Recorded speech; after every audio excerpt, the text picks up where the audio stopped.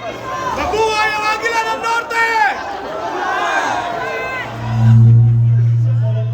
Sinasabi ko ako sa mga kaibigan ko dito, kasama sa akin ngayon. Sabi ko sa kanila, pag mag-gawin nyo, wala pa kayong nakitang ganito na kasi kasaya na pagka nagsasama ang mga Pilipino, nagkantahan na at nagsayawan na, ay talagang napakasaya. At talaga yan ang ugali ng Pilipino. Kahit na nahihirapan na, kahit na may problema, kahit na nalulungkot talaga sa mga, nakalangin pa rin at nagbibiro pa rin at nagtsatsaga pa rin. Yan ang buhay ng Pilipino. Unang-una po ay batiin po natin ang mga ibang mga opisyal na sinama natin dito sa Saudi Arabia. Alam niyo po, kagaya ng nabanggit ay ang pagsadya po namin dito ay makapag-attend yung unang summit ng GCC, yung Gulf Cooperation, yung mga countries around the Gulf, around the Gulf nations, at ang ASEAN. Dahil ang ASEAN at saka ang Middle East, ang region na ang pinaka-masigla na ekonomiya ngayon sa mundo. Kaya pinagsasaling puwersa ang Middle East at saka ang Asia upang talaga naman mas maganda pa ang pagbawi natin sa recover natin. At marami po tayong nagawa, marami po tayong na kausap upang makatulong sa ating mga plano sa Pilipinas.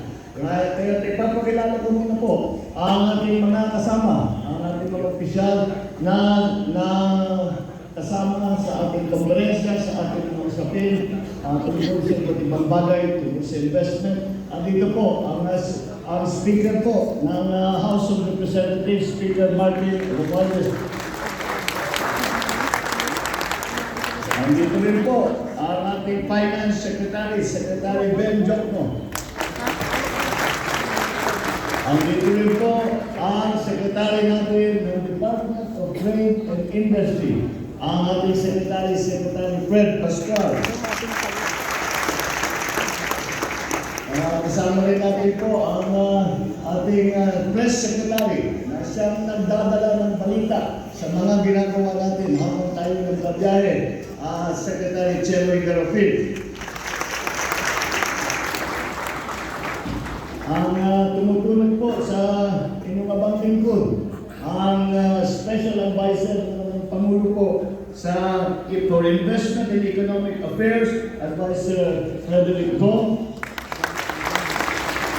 Kasama rin po natin ang TESDA Director. Siya po ang namamahala para sa retraining, lalong-lalo na sa mga OFW na nakauwi na ng Pilipinas at naghahanap pa ng bagong trabaho, ay kailangan po natin ma-training, kailangan po natin tulungan.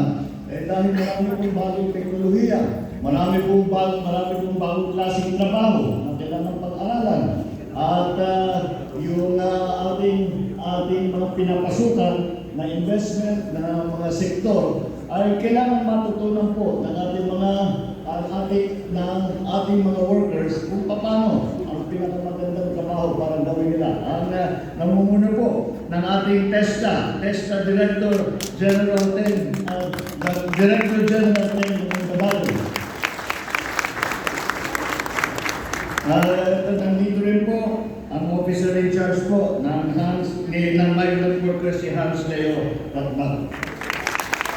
Siya po ay namamahala ng Department of Migrant Workers, yung department na binuo, yung pinakabagong department ng pamahalaan.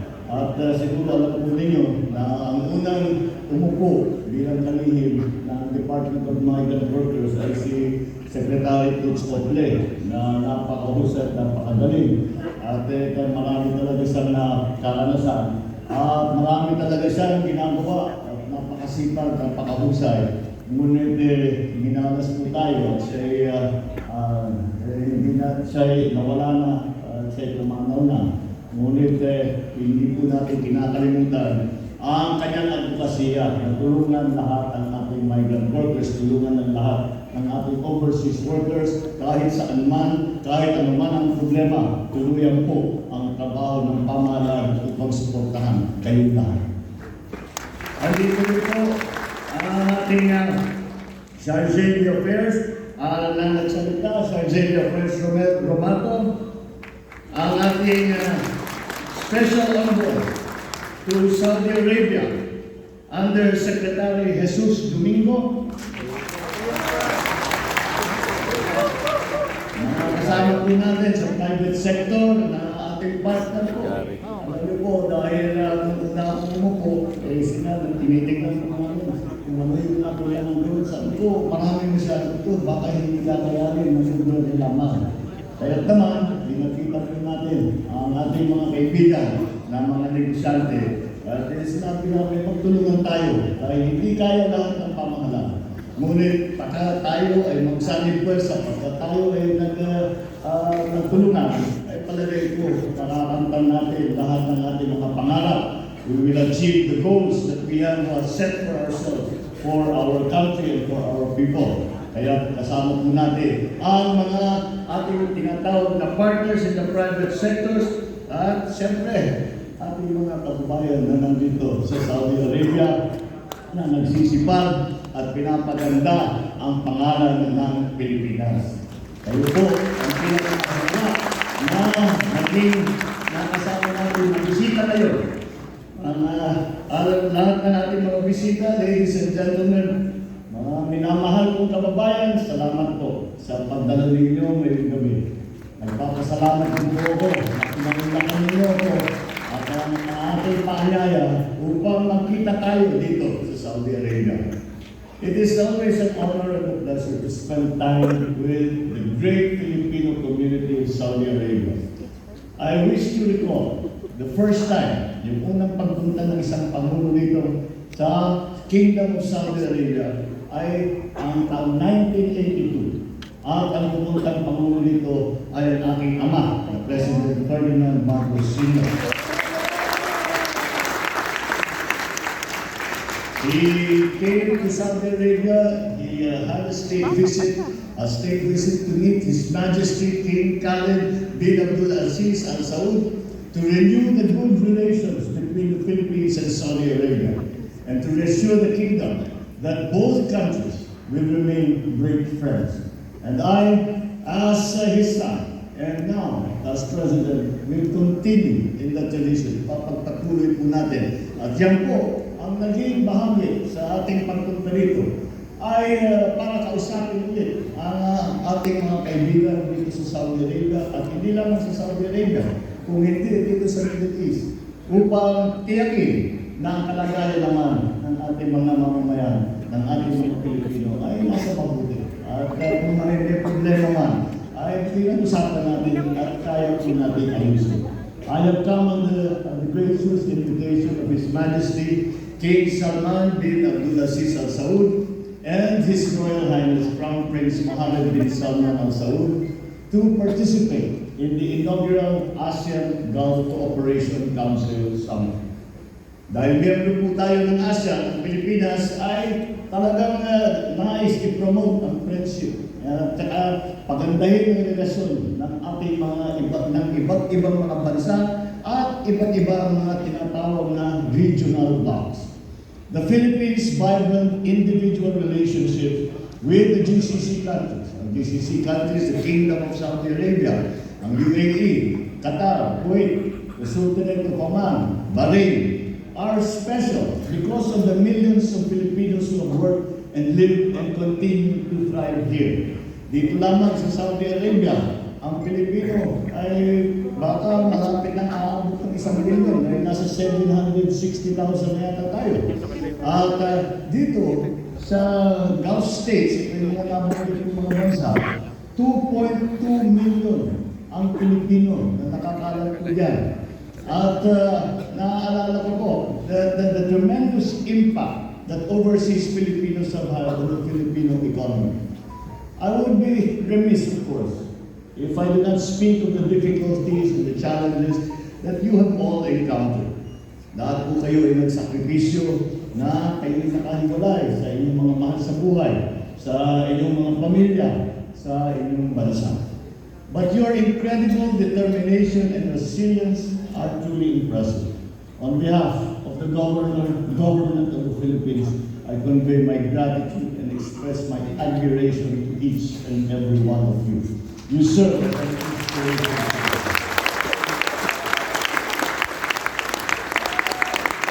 The knowledge and the skills that you have acquired in inyong galing at sipag habang kayo nandito have proven to be invaluable assets to the Philippines. Kaya ang sasabihin ko sa inyo, nakausap ko po yung mga leader po ng mga bansa. Kanina lang umaga ay nag-uusap kami. Bago pa ako makapagbati, lagi na sinasabi ang galing ng mga Pilipino dito sa amin.